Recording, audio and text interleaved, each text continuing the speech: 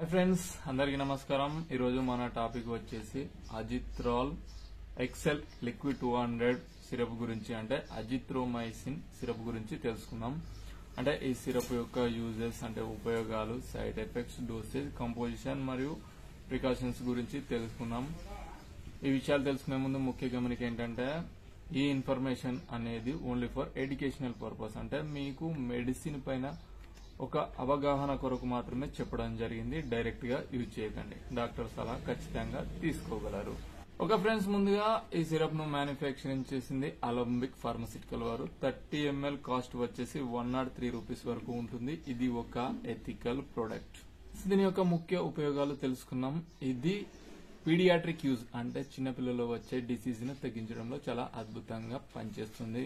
ఇది ఒక antibiotic medicine, అంటే బ్యాక్టీరియా వల్ల వచ్చే వివిధ రకాల వ్యాధులను తగ్గించడంలో చాలా అద్భుతంగా పనిచేస్తుంది. ముఖ్యంగా చిన్నపిల్లల్లో వచ్చే లంగ్స్ ఇన్ఫెక్షన్స్, అంటే లంగ్స్ ఇన్ఫెక్షన్ వల్ల వచ్చే కఫ్ ని తగ్గించడంలో మరియు నంజును తగ్గించడంలో చాలా అద్భుతంగా పనిచేస్తుంది. అంతేకాకుండా యూరినరీ ట్రాక్ ఇన్ఫెక్షన్స్, అంటే మూత్ర సంబంధిత ప్రాబ్లమ్స్, అంటే మూత్రంలో మంట రావడం వంటివి మరియు మూత్రనాళ ఇన్ఫెక్షన్ ను తగ్గించడంలో చాలా అద్భుతంగా పనిచేస్తుంది. వీటితో పాటుగా బోన్స్ అండ్ జాయింట్ ఇన్ఫెక్షన్స్, అంటే ఏదైనా గాయం అయినట్లయితే వచ్చే ఇన్ఫెక్షన్స్ ను తగ్గించగలదు. మరియు బ్లడ్ అండ్ బ్రెయిన్ ఇన్ఫెక్షన్స్ కూడా తగ్గించడంలో చాలా అద్భుతంగా పనిచేస్తుంది. అంతేకాకుండా స్టమక్ పెయిన్ మరియు ఇంటెస్టైనల్ ప్రాబ్లమ్స్ ను తగ్గించడంలో చాలా అద్భుతంగా పనిచేస్తుంది. అంటే ఇన్ఫెక్షన్ వల్ల చిన్నపిల్లల్లో వచ్చే కడుపు నొప్పి మరియు ఇంటెస్టైనల్ ప్రాబ్లం, అంటే స్మాల్ ఇంటెస్టైన్, లార్జ్ ఇంటెస్టైన్ లో ఇన్ఫెక్షన్ వల్ల వచ్చే సమస్యలను తగ్గించడంలో చాలా అద్భుతంగా పనిచేస్తుంది.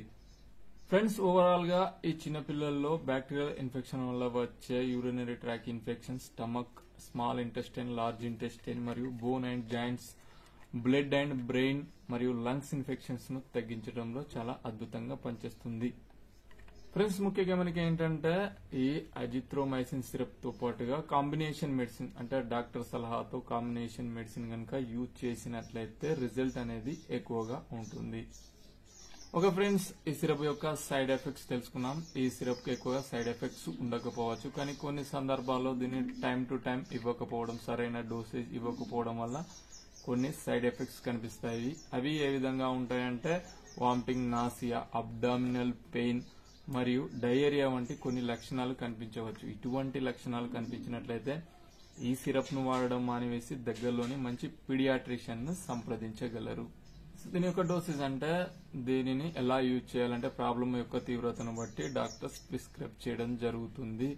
నార్మల్ డోసేజ్ వచ్చేసి ఎబో 18 months పిల్లలకు 2.5 ml వరకు డైలీ ట్వైస్, అంటే 2 times వరకు ఇవ్వవచ్చు.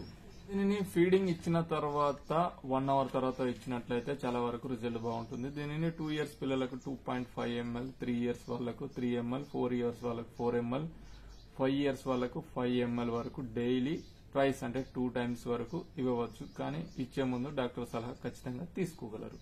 ఇందులో ఉండే మెడిసిన్, అంటే కాంపోజిషన్ వచ్చేసి అజిత్రోమైసిన్ 200 mg ఉంటుంది. అంటే 5 ml కంటెంట్ లో 200 mg వరకు అజిత్రోమైసిన్ ఉంటుంది. ఒక ఫార్మసిస్ట్ గా మీకు చెప్పే విషయం ఏంటంటే, ఏ సిరప్ గానీ మెడిసిన్ గానీ డాక్టర్ సలహాతో మాత్రమే యూజ్ చేయగలరు.